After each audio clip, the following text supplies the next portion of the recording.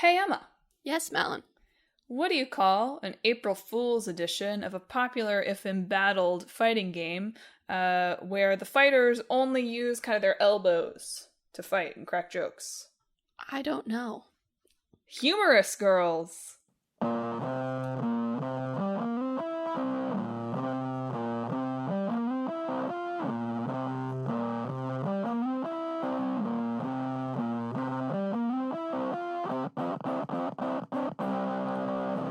Hello and welcome to Talk This! It's dangerous to podcast alone.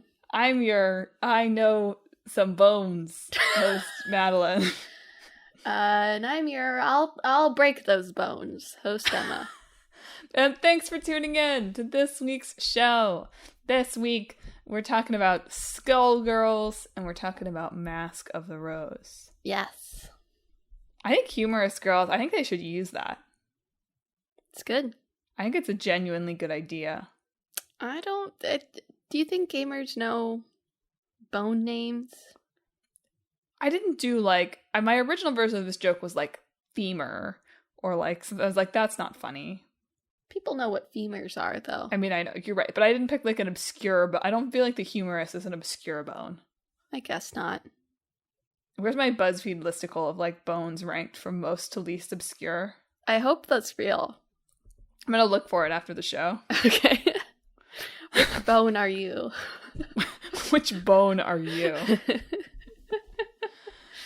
Some interesting development struggle parallels between the games this week. Although with Skullgirls, if you have any kind of development struggle at any point in your game's history, there will be a parallel, I guess. Yeah. Yeah, the development of Skullgirls could be its own epic game narrative. It's remarkable how they've hit every capital G gamer and just game development pitfall they possibly could. I just kept going being like, I was thinking they've been in the news recently, but somehow I had deluded myself into thinking that was connected to the 2020 in the news moment for Skullgirls, and it's not. But I was just like, oh man, I'm probably just thinking they were in the news, but it was probably something to do with that. But it wasn't. It was a new thing. And I just kept reading and I was like, surely those are the only two things. No. And I kept going further back and it's like, oh no. They've got them all. Okay, before we get into the development of Skullgirls, which could eat up our entire section on Skullgirls alone, why don't you tell us a little bit about the game itself, Mel? Yeah. So Skullgirls, soon to be renamed Humorous Girls, probably the next time they have to change publisher, platform, studio names, whatever. It's a 2D fighting game, originally from Revenge Labs, although we'll talk about that, and published by Autumn Games. It was one of those sort of early PSN, Xbox Live only digital releases back when that was still kind of a novel thing in 2012. It's now available pretty much anywhere you could want to play it. It was originally for PlayStation 3 and Xbox 360, obviously, but now it's on their progenitors. That's not really the right word. Their successors, and Switch and computer, and there's even everywhere. A mobile version. And there's a mobile version. Which, this is a scandal I didn't dig into too much, but there were some people they've tweaked the gacha at some point. So they even have that. There's even a little bit of the gacha spice. Well, you gotta. Anyway, Skullgirls is modeled, it's a tag team fighting game, so it's a fighting game. Go back and listen to our fighting games. We did an episode on fighting games, right? I think we did. Yeah, we did. We certainly did it on games. Fighting. Not the fighting in games. I think we've talked about fighting games, maybe, too.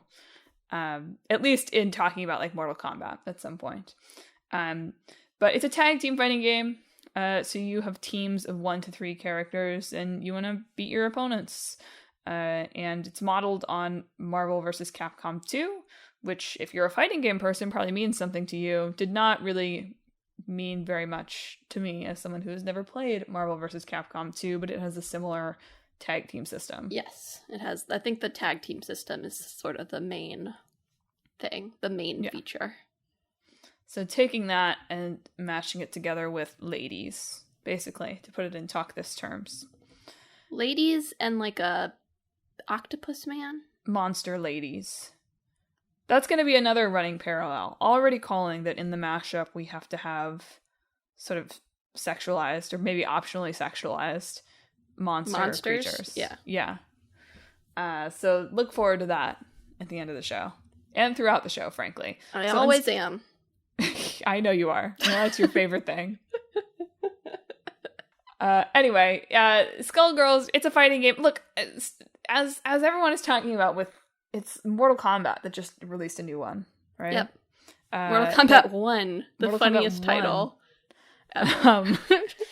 But, like, story in fighting games, I feel like, is a little bit in discussion lately. So I'll say this with the grain of salt of, like, actually, maybe people do care about story in fighting games. But the story here is more about getting to know your favorite fighting girl character.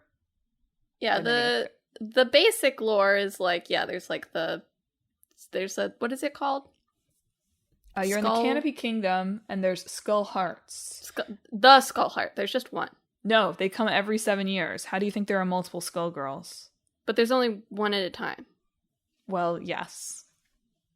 Yeah, because it gets used in some way or another. But there's not only one, it's not like a one ring thing. Sure. It's one gets made every 7 years by the gods. Anyway, the Skull Heart grants a wish for a woman, but if she has an impure wish or she's like an impure soul, then instead of getting your wish, you turn into a Skull Girl and people have to defeat you. Yeah. So story mode is like picking one of the girls from the roster and going through their story of trying to get the Skull Heart for whatever purposes they might want it for. But none of those things are the stories, at least in what I was reading, are even really considered canon. It's just sort of like, let's tell you a little about this girl. Well, I imagine they all contradict each other, so... Yeah. So don't come here for the overarching story. Maybe go to Mask of the Rose for the overarching story this week. Mm-hmm. But you do get to know your favorite little monster girl. And it's a fighting game. I don't really think I have to tell you too much about what a fighting game is, listeners. There's combos. They have fancy blockbuster moves, which you are able to use by building the dramatic tension bar, which is sort of a fun rename. Yes, it's very sort of stage sort of themed. Yeah. The version that's out now that most people play is called Second Encore, and the original re-release was called Encore. So there's some I guess theatrical sort of theming to the presentation of it. I was going to mention, you know how we always talk about how like you have to have a different name for zombie in your zombie thing? Yeah. It feels like you can't just have like a your like magic bar can't just be like magic or special or anything like that. It has to be something like dramatic tension. I think a lot of fighting games just call it the special bar. Yeah, but that's because they're from like the 80s and they can't change it now. Okay. Like Mortal Kombat's not going to come out and be like, yes, now it's called Bloodlust. Although they probably actually could get away with that one. Yeah. Good idea, Mel. I am full of good branding ideas today. You are. So, Skullgirls, by all accounts, is a pretty good fighting game, as fighting games go. It has very good online, is what I saw for a lot of it, which, again, is not something we understand, but very good implementation of whatever rollback netcode is. I know when I see rollback netcode to go, rollback netcode. So it has that. And so it's starting to become a part of the like upper echelon of the kind of fighting game scene, right? It's just got included in EVO, the Evolution Championship Series, which is like the fighting game tournament in 2022 after some delays. Yes, it was originally that rollback netcode, baby. It was originally supposed to debut in 2020. Uh-oh.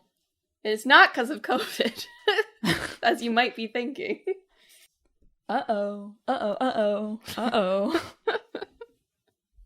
It's also popular, I think, because it's one of, like, most other games, even the ones that ape a 2D style, have moved to 3D graphics, so it is one that has persisted with the 2D sprites during fighting. And also, it's a little horny, so yeah. I feel like I'd take out the little. Not anymore. It's very much still is. No, not anymore. It's been censored. We'll talk about that too, because it's very funny the ways that they've censored some stuff. No, the girls are very much, this is a design choice that is what it is. Yeah. But like they're very much in kind of the like pin-up-y style. Yes. Right. And like that also is something that certainly sets Skullgirls apart from like Street Fighter. I guess there's still definitely some sexy ladies in Street Fighter. Yeah, but they're not like pin-up girl sexy ladies, right? They're like overly proportioned, sure. But it's that performative element of the Skullgirls, sure. Right? That there's like all this kind of like art and whatever where they're like posed, as opposed to Chun-Li, who is just like busty. Sure. I guess. To put it mildly. It's a different style of horny. How about that? Sure. Okay. Got it. So where do I even start with the trials and tribulations? Just from the beginning, basically. Okay. So Skullgirls, you may remember from a few minutes ago, originally developed by a studio called Revenge Labs, which is pretty new at the time, I think. And sort of around the time, like right as they were releasing the game, they had this publisher, Autumn Games. And Autumn Games was being sued right as the game was coming out for something totally unrelated. It was like a rap game, or something, some kind of copyright infringement or trademark infringement or something. And so because of that, believe it or not, if you're a company being sued, your financial resources may have an impact on them. And so because of that, and this is the nightmare scenario of going to a publisher, I guess, right? Yeah. That like they basically like all of their money was tied up, and because they were so busy with the lawsuit, they like didn't re-sign their publishing agreement, basically. And so there was no money going to Revenge Labs, and so they basically had to shut down. Very briefly, though. Yes, very briefly. But it did mean that they then had to reform as a new company. They laid everyone off. They reformed as Lab Zero. Fortunately, like this story sort of didn't go the direction that I initially expected it to go, which was that they got screwed by their publisher and their publisher like sucks. No. Right? It was interesting to me for the next part of it to be, like actually, even though Autumn Games owns the IP and there was this weird situation, like they were cool. They were like, yeah, we're going to work with the new studio. We support them in doing this. Like, oops about the rap game. Sorry, guys. Yeah, it seems like they just had to do this somehow for some... Because they just reformed to a new company and continued their relationship with Autumn Games. So I wonder if there was something to do with, like, how the agreement was set up or the budget or whatever that they just had to like restructure in order to like continue for whatever nonsense business law reasons. There will be more nonsense business law, don't worry, coming later. But yeah, I'm sure that's what it is. I'm sure it did sound like part of it was they didn't re-up the publishing agreement, so it wasn't like Autumn Games had like an existing agreement with a company that didn't exist. It had like expired. And because the publisher were the owners of the IP, I guess they could just contract with this new company. Yeah. Which isn't actually a new company, really. Yeah. But once they were Lab Zero, because Autumn Games, despite like renewing the relationship, they still didn't have any money for them. And so they did crowdfunding for continued development on Skullgirls.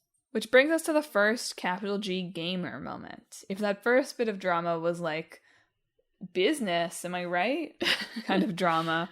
This Indiegogo that they launched. So Skullgirls released, right? This wasn't them like funding to release the game. The game is out there. But Skullgirls launched with only 8 playable characters, which was one of the kind of focuses of like Skullgirls got good reviews when it came out, but certainly reviewers were like, only 8 characters, because we always want more and more and more. And in fighting games, your roster is kind of everything, right? So what their crowdfund was focused on was adding more playable characters to the game, because like it's a fighting game, that's what you do. Yes. But the initial goal was for $150,000 to add 1 character to the game, and the gamers were like, I feel like I could do that for $20. I love the gamer's sense of money. It doesn't exist. Well, especially, I don't know, I understand. Right? I understand looking at that and being like, that's a lot to just put Sora in Smash. Right? Yeah, sure. But like at least one of the kind of archived articles I was looking at, the studio, one of the people at the studio literally broke down what the money was for. Mm-hmm. And it was like, we're all making $600 a week in LA, haha, for the 8 people working here. And that's like a third of it. So it all made sense. And also like 30,000 of it is like credit card processing fees and backer rewards. Like, man, running an Indiegogo sucks. Yep. But yeah, that was sort of the first gamer controversy. Look, it made that money and then some and then some and then some. So it wasn't. Yes. They also, I believe from that crowdfunding campaign, they also ended up releasing it on Windows. Yes. The PC version. Yes. Which, again, is just as easy as we talked about in our PC game, polish portion of the side quest. Yes. It's just as easy as putting the disc into your computer. Yeah. Yeah, that's how it works. Now, this was a digital-only release, so you don't even have to do that. You just need to put your computer next. Control-C, Control-P, V. Exactly. You just put your computer on top of your Xbox for the night.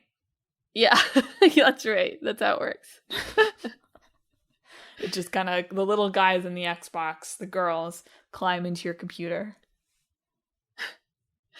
So the PC version came out, things are going good. And then Autumn Games, the publisher, had a agreement with Konami that I believe was also helping distribute Skullgirls in Japan, among whatever else they were doing.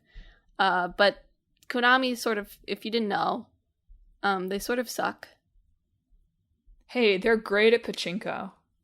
They're great at pachinko and at severing ties with people. Those are 2 talents. But because of that, Konami had requested that they have to have the game removed from the PlayStation and Xbox storefronts, which required the game to be re-released the following year as Skullgirls Encore.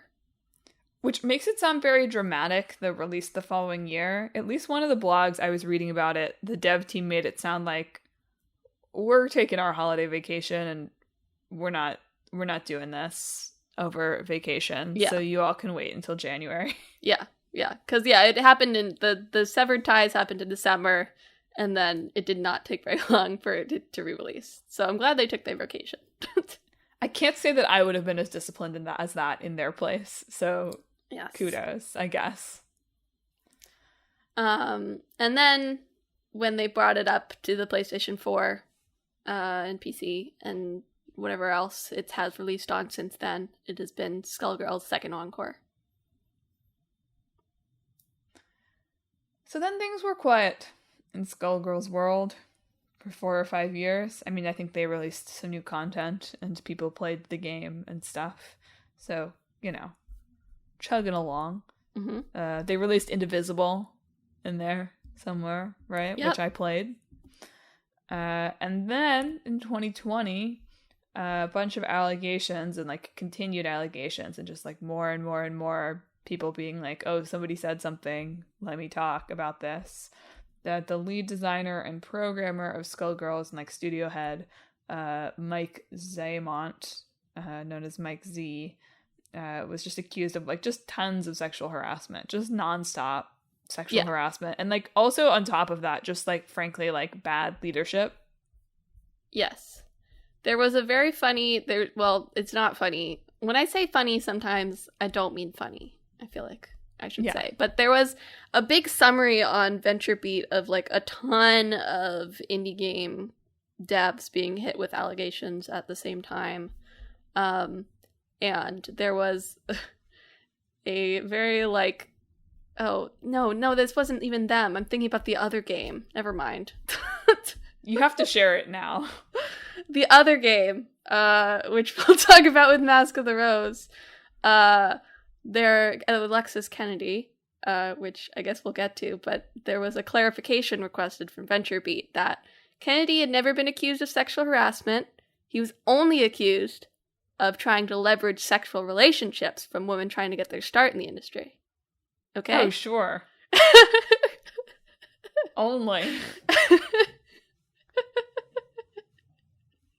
That was a request for clarification. Sorry, that was the other game. I just got them confused because, good God. A lot of fun parallels this week. Yeah. Fun. Yeah. Sometimes we say fun and also don't mean fun. Anyway, in August 2020, there was a ton of sexual harassment allegations. A lot of people left the company beforehand. And then with barely any, this is the right one, right? With barely any employees left. Yes, this is the right one. Everybody else got laid off. Yeah. No, they formed a board to talk to him and say, hey, can you leave the company? And apparently his requests were impossible and also possibly illegal. Nobody's ever publicly said what it was, but the formed board was like, no, we won't do that for you. More and so in response, fun. Aren't you excited about all the business law on Talk this week? Yeah. And so in response, Mike Zaymont fired the remaining employees from Lab Zero, leaving himself as the only one there. Mark of a successful business. Yeah. It's definitely the most, of all these, indie devs that have been accused of abuse of power of whatever way, it is definitely the most petty and immature response, which I feel like is saying a lot. Remember last week where I was talking about, oh man, the sustainable model weirdly seems to be you need to have a sole owner of your company? This is the flip side of that coin, yes, perhaps. This is the flip side. However, a lot of former employees of Lab Zero would go on to form Future Club, which is actually a co-op structure, worker co-op structure company. So that it's not just one guy in charge. It's all employees have a say on decisions being made. And they were going to collaborate with Autumn Games and Hidden Variable Studios that handles the mobile version of Skullgirls to continue making Psychic Encore. So this is the plus side of having your decent publisher own the IP as opposed to... Yeah. Because that can also go very wrong in a lot of cases. But went okay here. So... Yeah. The real... you need to have either a great sole owner of your company who's very wealthy, or you need to have somehow a decent publisher. Yes. At the same time, we mentioned that it was going to be the headline of EVO, one of the headline games of EVO in 2020.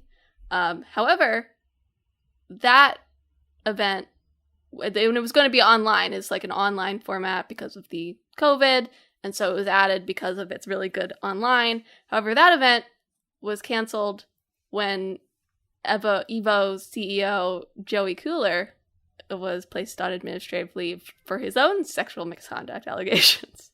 Yikes. And so finally, Skullgirls has made its debut in 2022. I do have to do one more business law asterisk, which is that although Future Club operates as a co-op, I was reading an article where they were like, well, one, we didn't know anything. They were like, co-ops seemed cool, but we didn't know anything about it. So we had to learn about co-ops. And I was like, that's funny. And that feels so, I was like, I see you. Because I feel like I'm doing that in theater all the time. I'm like, I don't know what this is, but I guess I have to now. But also, ultimately, they were like, well, actually, our like underlying business structure is actually not a co-op, because we like couldn't get people to give us health insurance, basically, because they didn't understand what it was. So they were like, we've written it into our bylaws, we operate as a co-op, but like we actually couldn't. Outside of a few industries, that's really, really unusual, and people don't know what to do with you. And I was like, that's so damning. Yeah. Anyway, not functionally different, but I thought it was a final business law coda here to like, even if you're trying to establish something good, people are going to be like, I don't know what that is, and I don't know how to give you group health insurance, so you better do it in some other way. Yeah. And then so the last happily ever after, right? No more. No. What are you talking about? The last bit of recent news from Skullgirls is in June of this year. They made some updates to existing art and sprites in Skullgirls. The main thing, it's not the thing that everybody's talking about. The main thing is actually, so Skullgirls is technically set in sort of like a alternate World War II type thing. And there are some segments of people, of characters in Skullgirls that are sort of Nazi-like. Yeah, Nazi-coded. Nazi-coded. And so in these updates, they took a few things like symbolism and references and a few things that were a bit too Nazi-ish. The main thing being they had like red armbands that they would wear. And so they took it away from, any sprites, any in-game art, any concept art, any whatever. They basically took the armbands off and edited a few other things. I saw one summary of like changes from this update that mentioned that this seems to have actually been something they were doing gradually over time, and this is just where they announced it. Because they had like added a character that would normally have like an armband who didn't, and any like animations including her, like the characters didn't have armbands, and it seemed like some of the sprites had already had them removed.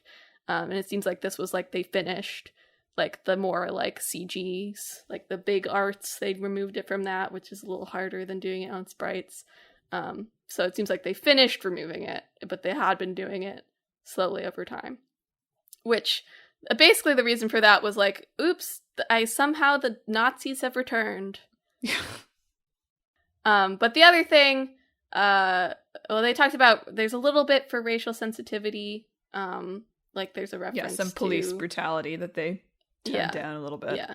And then the other thing is a few changes of like upskirt shots and stuff. The main thing being one of their main girls, whose name is escaping me right now.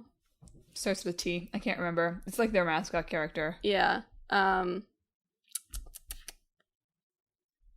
it's Philia, I think. Philia. I was like, yes, great. Who's frequently like upskirted, or her skirt is flying up to show her underpants in different artworks.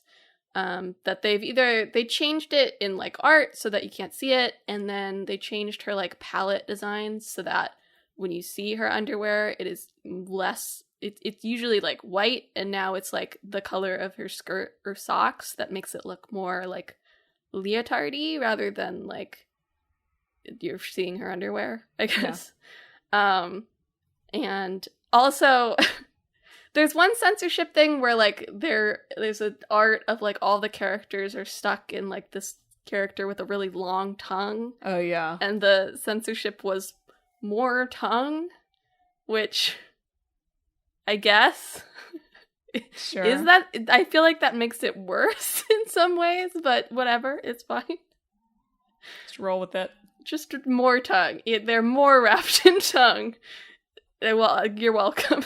Covered up by tongue. And it's really not, like, I watched, like, a complete, like, here's all the changes, and it was, like, 2 videos that totaled up to, like, 5 minutes tops.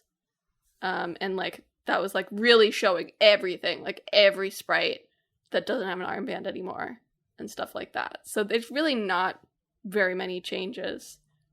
made here. It doesn't make it, like, not horny. That is very baked into the fabric of the game. It's just a couple of shots that they thought weren't great anymore after, like, 10 years of development, which people got very upset about, because they always do. I just think that they maybe should have, well, I don't know, you can't win, right? Because there would be, like, secret censorship. But I do think that maybe, like, so many of these things, I don't think that anyone would have ever noticed. And, like, why, like, they did, like, I don't have a problem with the way they talk about the, like, characters that, like, the agency of the characters in some of the sexualization. Like, I understand it. I am woke. But, like, I read it and I was like, you've written this in language that is, like, designed for these gamers to, like, burst a blood vessel over. Well, it's interesting because I read the full statement from the director on, like, the Skullgirls forums. And it is interesting in the closing thoughts, they're like, we know some of you are going to disagree with this. Sorry, we will not talk about it further with you. Which I at least thought was like, yeah, you don't have to talk about it further with them. Like, you've laid out what's changed, why you've changed it. You realize that there's going to be people who get upset about it for whatever reason. And screw off. I know. In my position, though, in my position, I would have just explained less. I would have said, we updated a few of the panty shots and left it at that. I mean, you know, Skullgirls isn't all, like, the audience is not all, like, chuds. Like, they have Sonic Fox who is the is he bi? He's non-binary, he's a furry, he's not straight. Yeah. He's one of the, like, major players of Skullgirls. They added him as, like, a cameo. They had previously added another streamer as a cameo who transitioned after that was added, and they went in and updated that to show her as she is now. And so they're not, like, there is a big sort of LGBT plus audience there as well that might care about this in the other direction, right? That they care. So you're explaining to that audience as well. I guess so. I think what I'm saying is it's you're always going to be a little bit like, what do you really mean by this when you're talking about, like, the agency of the fictional character? Like, I don't know, something about the language that they used. I was like, I feel like there's a way you could have done this and it would have been. I didn't see any reference to agency. They said, well, I guess that is one of the titles, but the main text is just, like, characters that confidently express their sexuality. Right. And then there are instances where characters have sexualization imposed upon them, which, you know, I think that's what is a difference in how you write things, you know? No, I agree with that. I just, like, I read that, I was like, surely there's a way you could have said this where you wouldn't have, like, absolutely poked the gamers in the eye. Oh, no, the way they talk about it doesn't matter. No, I know it doesn't. That's not why they're getting upset. They don't care about, like... No, writing critique just like, or whatever. These changes are so minor, and, like, you put it, like, front and center in this update. It's like, oh, like, how awful it must. I mean, whatever. Maybe the devs just all deactivated their social media, but I'm like, oh, this seems like it's probably been an awful time. I guess I feel like it's just coming from a place of, I wish there was some magic way you could have not talked about this in a way that wouldn't have happened, because, like, what a mess. What a mess for something that is, like, was so minor. Yeah. So nothing. I mean, people would have been upset if they'd said nothing. It is enough that it is noticeable, in terms of, like, they recolored all of Philia's, like, battle sprites, right? People would have noticed that. It should have just been like, she's got a new pair of underwear. It's this. She loves this color of underwear now, and it's always going to be that color. Haha, bye. But that's not it. It's a different color, I know so it's that not. It looks like a leotard, no matter what. Val, I feel like it really doesn't matter whether you say anything or not. I know. For people who like to get upset on social media, and, you know, I feel like they wouldn't have released a statement if the developers there didn't feel strongly about it. And wanting to sort of, especially after like the whole mess situation in 2020, maybe wanting to express that they're taking this a different way now.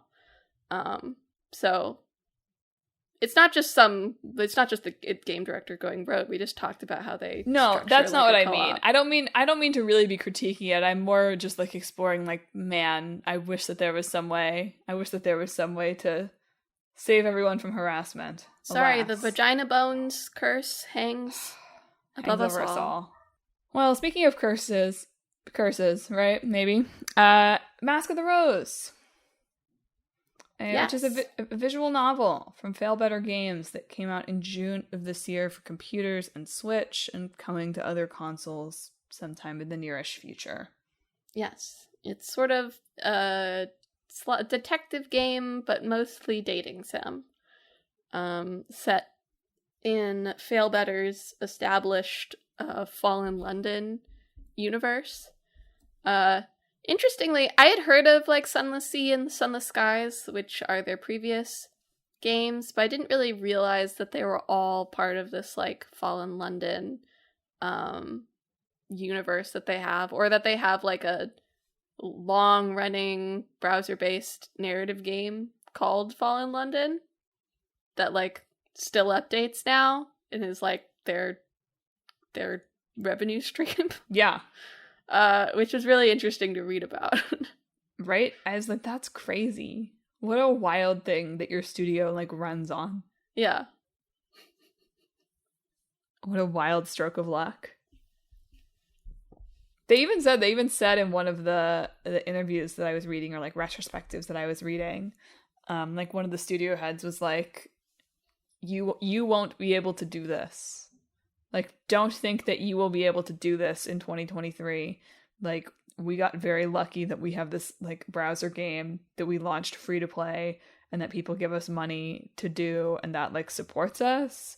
Yeah. But like, he's like, hoping that your community will stick around for 10 years. It's probably not your strongest bet. Yeah. And then he says, although there's not too many secure models in video games. Yeah. So, yeah.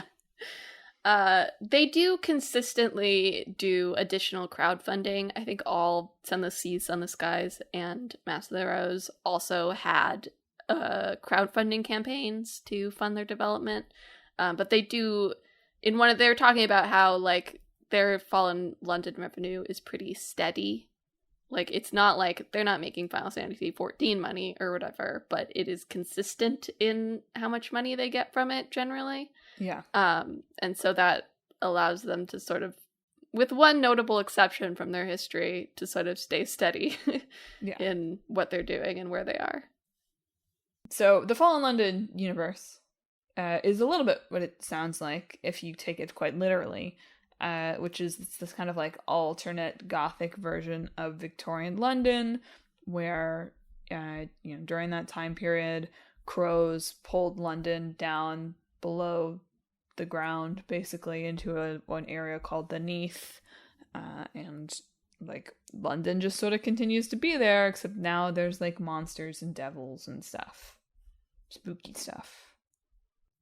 I think London's really interesting in that you get a lot of these sorts of things with London, with like weird London. I think New York gets it sometimes too, but I feel like London is the most common city that's like, and now it has magic, and now it's Lovecraftian, and now it's been pulled down into the underdepths or whatever. Yeah. It's big, but it's old. I think New York is not like old enough. New York just has like lots of different kinds of people, and so I think it invites that a little bit.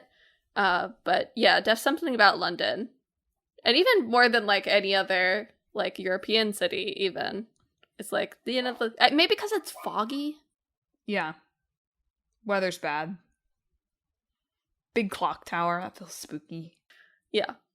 Anyway, Mask of the Rose is kind of a prequel to the stuff that's going on in the rest of the series, because it takes place just a few months after London falls below. So you're doing a lot of dealing with people who are like, I don't know how my mom's doing. or I haven't been able to find my former fiance and I don't know if he's down here or not, kind of thing. Yeah. So there's like a murder at the start that your friend / flatmate is accused of.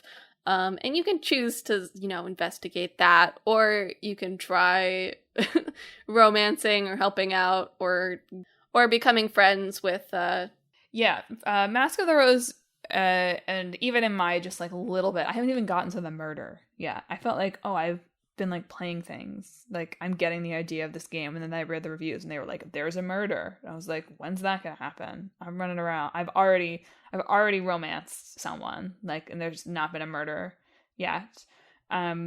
But it's very dense according to all the reviews, and the game does say like up front, like, you're probably not going to get the ending you want. This is a game to play through multiple times, and I'm getting that vibe already. Feels like there's a lot of people to talk to, a lot of things to do, and I don't have a good sense of how much time I'm going to have overall. But from the reviews, I don't think that I'm going to be able to get it all done. It seems pretty clear. But I did, and this is something that I feel like this is like the thing that Mask of the Rose got press for, is that they're very upfront and clear at the beginning that you can set what your character is looking for. So like if your character can be aromantic, your character can be asexual, your character can be both of those things, and that that will sort of tailor your dialogue choices accordingly. Yeah.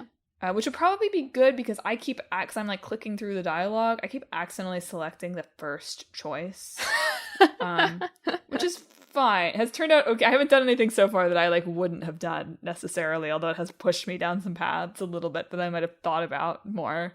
But yeah, I need to get a little better at my clicky thumb. Yeah, I appreciate it as someone you can like. In addition to pursuing your own romance or whatever, you can also play matchmaker if you want in some cases, which more games should just allow you to play matchmaker, TBH. I'm playing Baldur's Gate 3 right now, and while I understand why I can't set up my companions with each other because that introduces so much more writing you have to do, I'm also extremely disappointed about that. Make the dolls kiss. Make the dolls kiss. I don't want to be the action figure, I'm God. I know, playing this game is making me realize that I don't play a lot of games with romance where it's like pretty self-insert.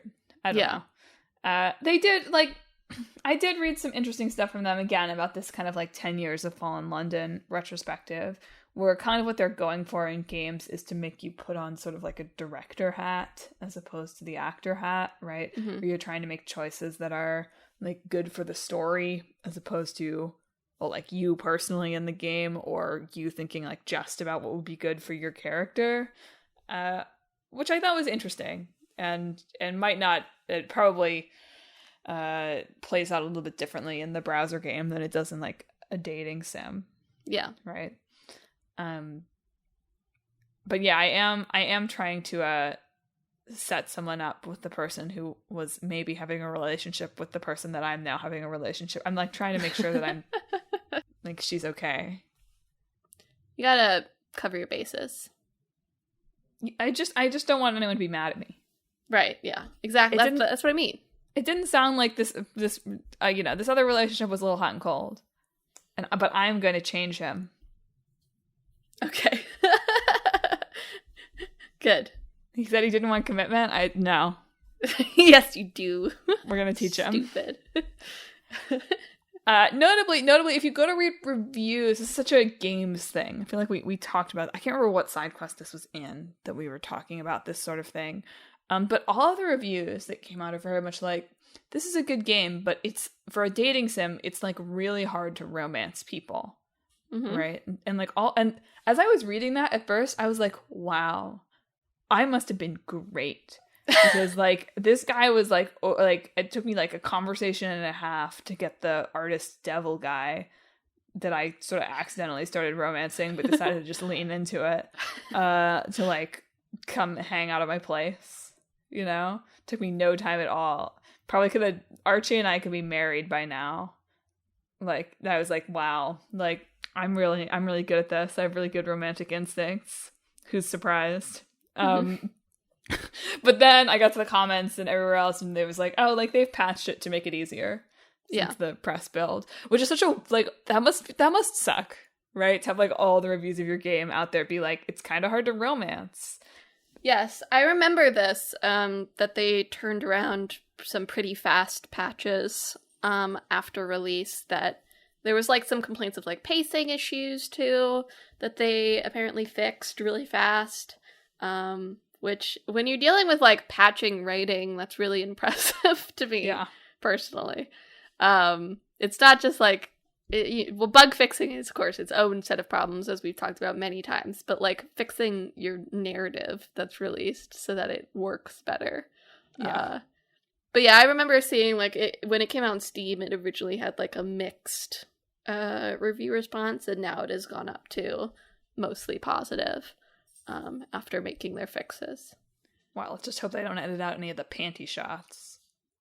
I don't think there are any. I don't think there are either. That was just a little Skullgirls joke. Yeah. But yeah, I mean, also throughout the game, like, you're taking this sort of, like, romance-focused census for a mysterious government official. You're getting to know people around town. Like, there's a lot. There's a lot in this game. Mm-hmm. It will be interesting to see if this is like a Madelyn, if I enjoy this game too much or not. I'm enjoying it so far, but like replaying games is not usually really my vibe. Mm-hmm. So I don't know. We'll see. We'll see. We'll see how things go with Milton. Is that his name? Milton? Yeah. It's a good British name. I thought so. It's got kind of an interesting like clothing system. Where what you're wearing. I read a little bit about that. Yeah, what you're wearing affects how people perceive you, and also gives you different dialogue choices. Do you feel like that's true in your life? That it affects how people perceive me? That, yes, but do you feel like you have different dialogue choices based on what you're wearing? Maybe, yeah, sure. I do, if you run into somebody, like, while you're getting coffee in your sweats or whatever, you do have different dialogue choices than if you're already dressed for the day and awake and ready to go. That is true. I hadn't thought of it that way. I hadn't thought of it in the, like, I'm embarrassed way. That's real. Or if your feet hurt. I think if your feet hurt, you have different dialogue choices. You're wearing heels, right? That's, you know what? You're selling me on it. Because I was thinking, like, I don't know. Like, I don't know that is true in my life. And now I'm like, maybe it is true in my life.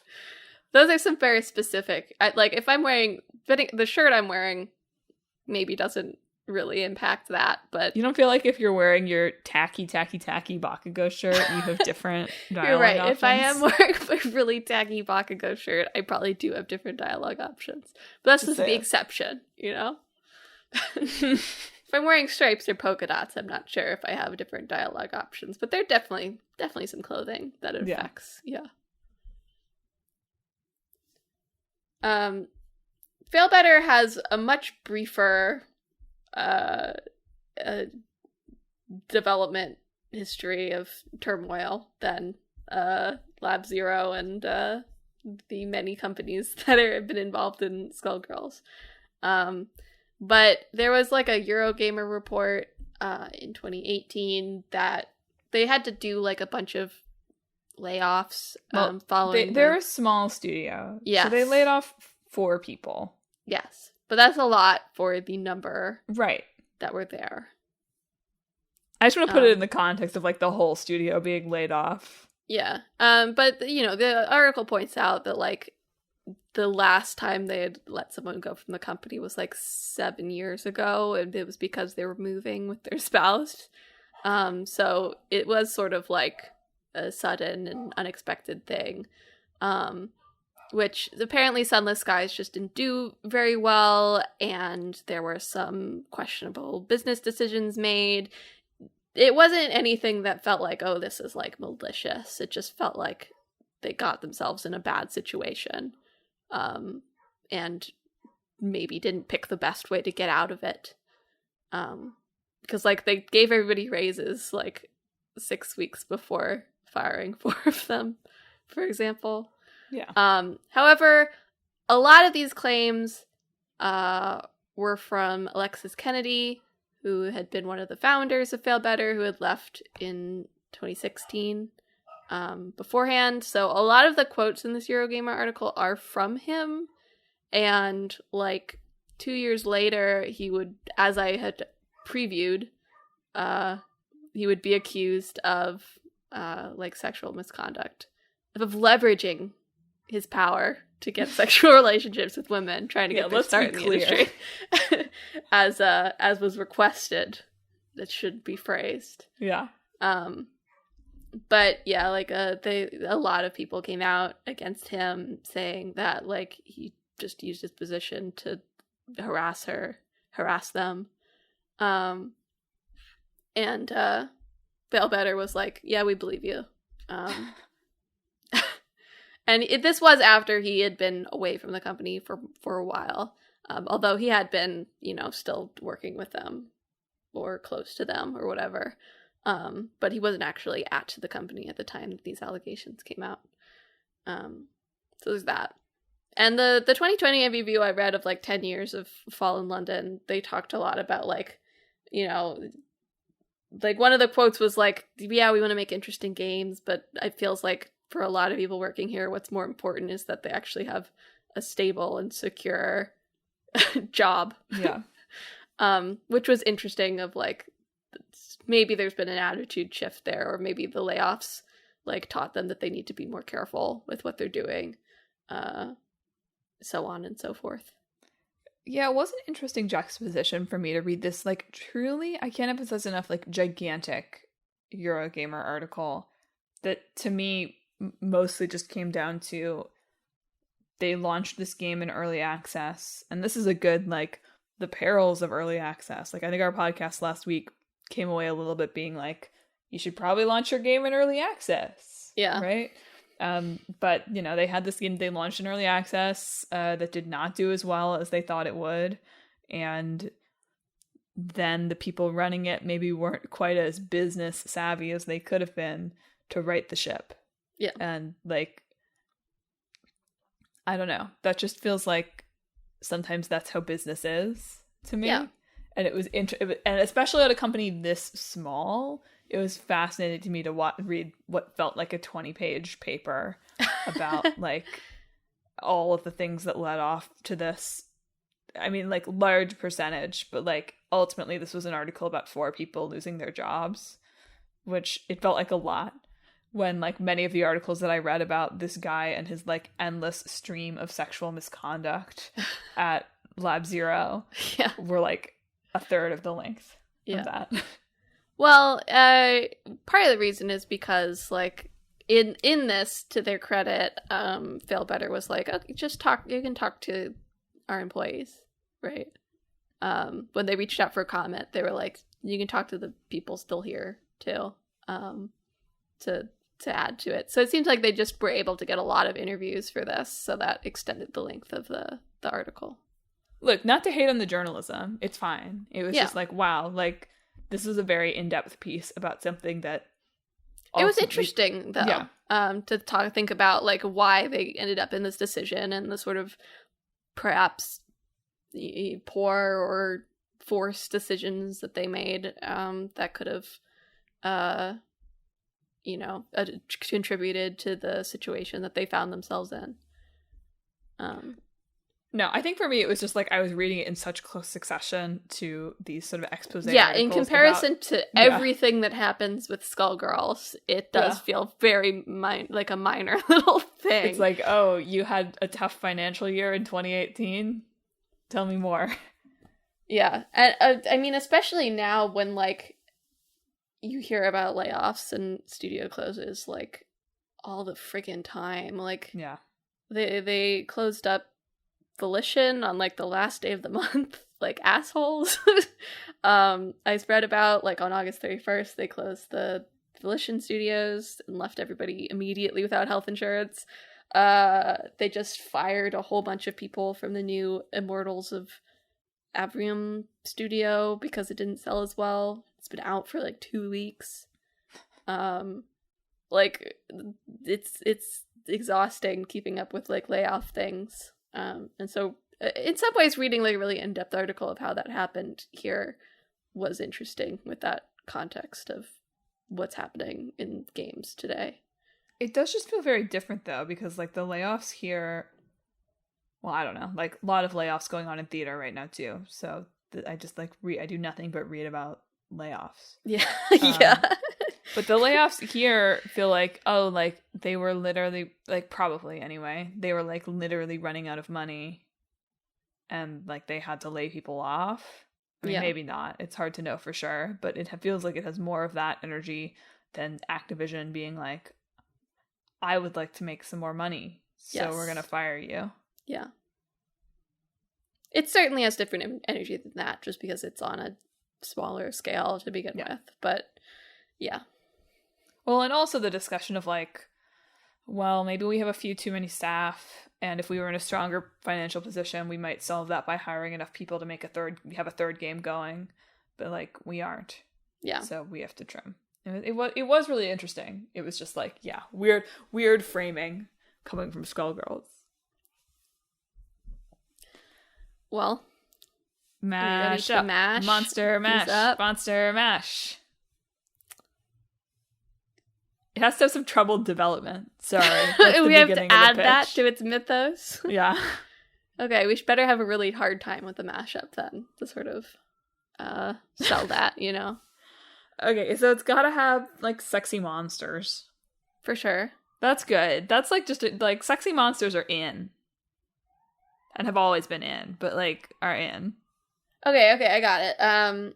So, like, it's like a fighting romance game. So, like, there's all these sexy monsters, right? And in order to, like, win the chance to, like, woo them, you have to, like, defeat them like gym leaders. And this has a good controversial potential because you could definitely cause some like discourse controversy about like the marriage of like love and violence, I think, you know? Yeah. Maybe can we frame it through the context of like pro wrestling, So it's like a little fake. Yeah, like it's and like I think that captures some of the performativeness of Skullgirls too. Sure, yeah. Right? Yeah. So like it plays just like a fighting game, but we're going to frame it in the context and like that's going to justify some more really over the top moves. Too. Sure. Yeah. It's like they've got like stage blood. Yeah. That they make squirt out of them. That would be like, funny in a fighting game. Yeah. Like if you work that into like the animations of like you can see them like hitting the button or however stage blood works. Yeah. And like it like and it like spews out. That's how they should do Mortal Kombat now, I think. The blood is fake.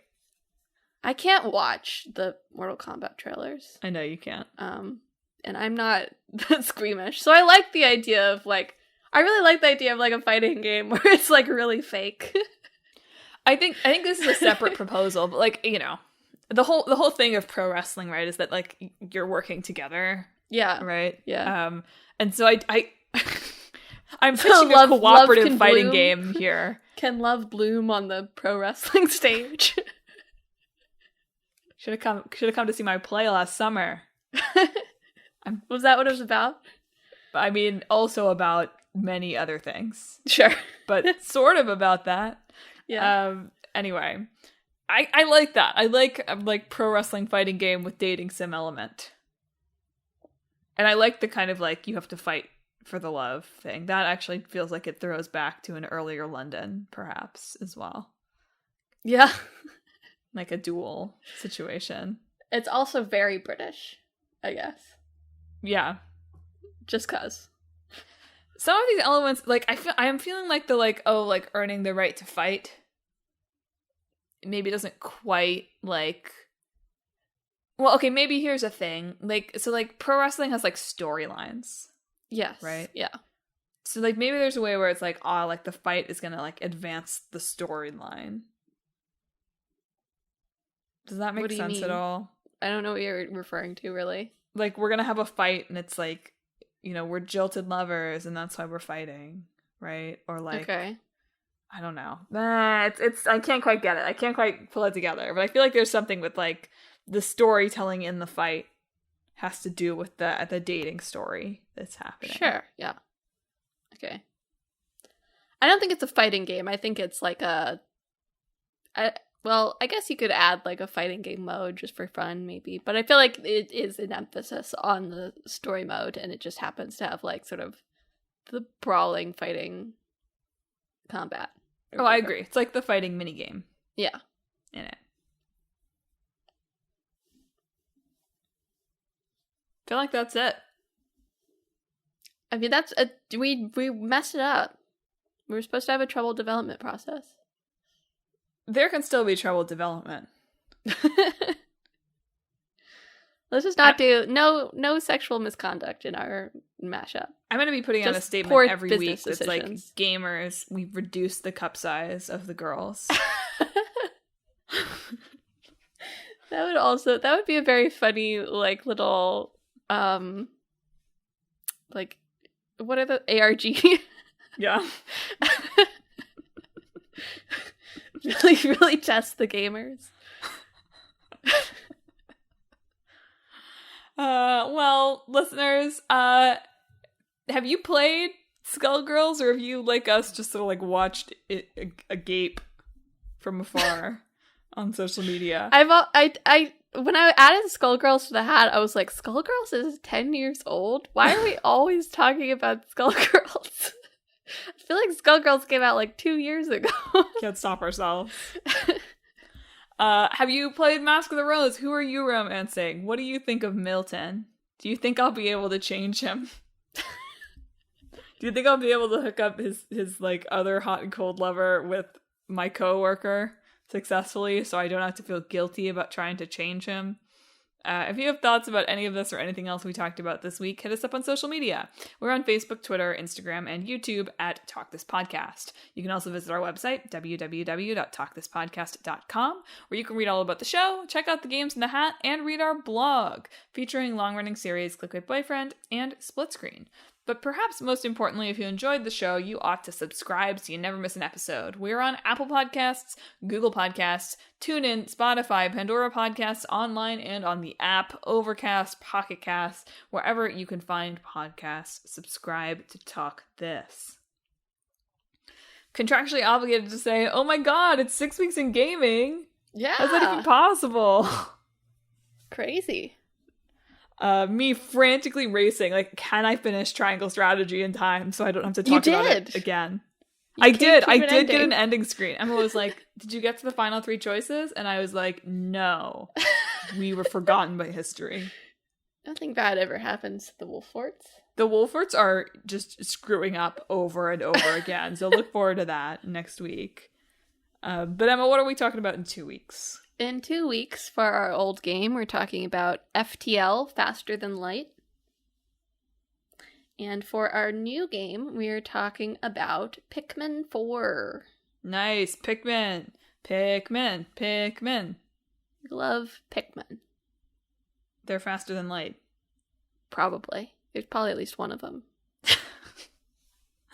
Listeners, that's it for this week's show. Emma, do you have a good sign off? This week, I hope that your monster girl, boy, or otherwise friend is very nice to you.